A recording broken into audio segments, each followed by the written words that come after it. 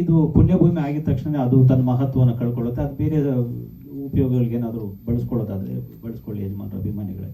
ಆದರೆ ಈಗ ಒಂದಂತೂ ಪರ್ಯಾಯ ಒಂದು ದರ್ಶನ ಕೇಂದ್ರ ಬೇಕಾಗಿದೆ.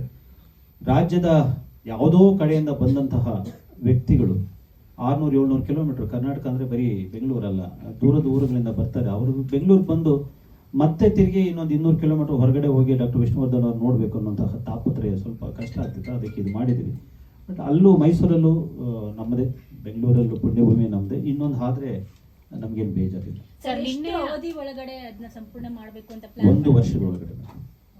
ನೆಕ್ಸ್ಟ್ ಇಯರ್ ಬರ್ಡೇ ಒಳಗಡೆ ನೀವು ಪ್ಲಾನ್ ಮಾಡಿ? ಹೌದು, ಈ ಸೆಪ್ಟೆಂಬರ್ 18ಗೆ ಅಡಿಗಲ್ಲಿ ಹಾಕಿ ಮುಂದಿನ ಸೆಪ್ಟೆಂಬರ್ ಒಳಗಡೆ ಅದನ್ನು ಮುಗಿಸಬೇಕು ಅಂತ ಅಂದ್ಕೊಂಡಿದ್ವಿ. ಯಾಕಂದ್ರೆ ಇಲ್ಲಿ ಸರ್ಕಾರಗಳು ಅದು ಇದು ಏನು ಇಲ್ಲದೆ ಇರೋದ್ರಿಂದ ನಾವುಗಳೇ ಸೇರಿ ಮಾಡ್ತಾ ಇರೋದ್ರಿಂದ ಬೇಗ ಆಗುತ್ತೆ ಅಂತ. ಸರಿ, ಈ ಅರ್ಧ ಎಕರೆನ ಸುದೀಪ್ ಸರೇ ಪರ್ಚೇಸ್ ಮಾಡಿ? ಹೌದು, ಸುದೀಪ್ ಸರೇ ಪರ್ಚೇಸ್ ಮಾಡ್ತಿದ್ದಾರೆ. ಸರ್, ಅದರಲ್ಲಿ ದರ್ಶನ ಕೇಂದ್ರ ಅಂದ್ರೆ ಏನೆಲ್ಲ ಇರುತ್ತೆ ಅಂತ? ಅವ್ರದ್ದೊಂದು ಪುತ್ತಳಿ ಮಾಡ್ತಾ ಇದ್ವಿ, ಒಂದು 25 ಅಡಿದು ಪುತ್ತಳಿ ಮಾಡ್ತಾ ಇದ್ವಿ. ಸೊ ಅಷ್ಟೇ ಇರುತ್ತೆ, ಬೇರೆ ಏನೇನು ಇರಲ್ಲ.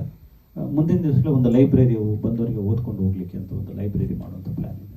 ಸರ್, ನಿನ್ನೆಯ ಸಭೆಯಲ್ಲಿ, ಈಗ ನೀವು ಇವತ್ತು ಪ್ರೆಸ್ ಮೀಟ್ ಕರೆದಿದ್ದೀರಾ, ಬಟ್ ನಿನ್ನೆಯ ಸಭೆಯಲ್ಲಿ ನೀವು ಇರಬೇಕಿತ್ತಲ್ವಾ, ಯಾಕೆ ಇರಲಿಲ್ಲ ಅಂತ?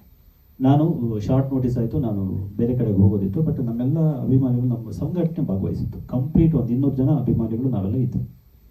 ನಮ್ದೇನು ನಾವೆಲ್ಲ ಕೇಳಿದ್ವಿ ಪ್ರಶ್ನೆಗಳೆಲ್ಲ. ಅಭಿಮಾನಿಗಳಿದ್ರು ನಿಮ್ ಜೊತೆ, ಬಟ್ ನೀವು ಇರಬೇಕಿತ್ತು ಅಲ್ಲಿ, ಯಾಕೆ? ನಮ್ಮದೇ ಧ್ವನಿ ಅಲ್ಲಿತ್ತು. ನಾನು ಮೊದಲೇ ಹೇಳಿದೆ, ನನಗೆ ಅವರು ಒಂದು ವಾರದ 5 ದಿವಸದ ಮುಂಚೆ ಹೇಳಿದರು, ನಮ್ದು ಆಲ್ರೆಡಿ ನಾವು ಬೇರೆ ಕಡೆಗೆ ಕುಟುಂಬ ಸಮೇತ ಕುಟುಂಬದ ಕಾರ್ಯಕ್ರಮ ಇದ್ದಿದ್ದರಿಂದ ಕೋಲಾರ್ಗೆ ಹೋಗಬೇಕಾಗಿತ್ತು ನಾನು.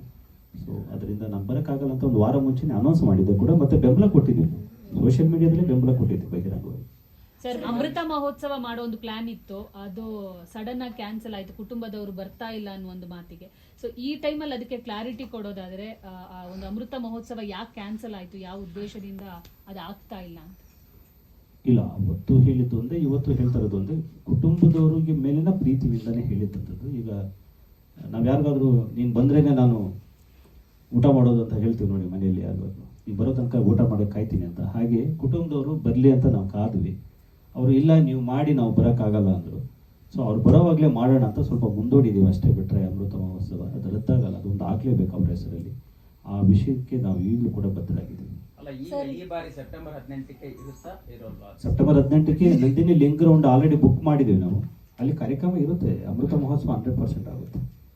ಆ ಪ್ರಮಾಣದಲ್ಲಿ ನಾವೇನು ಅಂದ್ಕೊಂಡಿದ್ದೀವಿ, ಪಂಚಭಾಷಾ ತಾರೆಯನ್ನೆಲ್ಲ ಸೇರಿಸಿ ಮಾಡ್ಬೇಕಂತಿದ್ವಲ್ಲ, ಅದು ಆಗದೆ ಹೋಗೋದು. ಯಾಕಂದರೆ ಎಲ್ಲರೂ ಸೇರಬೇಕು ಅಂತ ಅಂದ್ಕೊಂಡಿದ್ದೀವಿ. ಚಿತ್ರರಂಗ, ನಿರ್ಮಾಪಕರ ಸಂಘ, ನಿರ್ದೇಶಕರ ಸಂಘ, ಕುಟುಂಬ, ನಾವು ನೀವು ಎಲ್ಲ ಸೇರಬೇಕು. ಸೊ ಅದಕ್ಕೆ ಸ್ವಲ್ಪ ತಡ ಆಗುತ್ತೆ, ಆದರೆ ಅದು ಆಗುತ್ತೆ.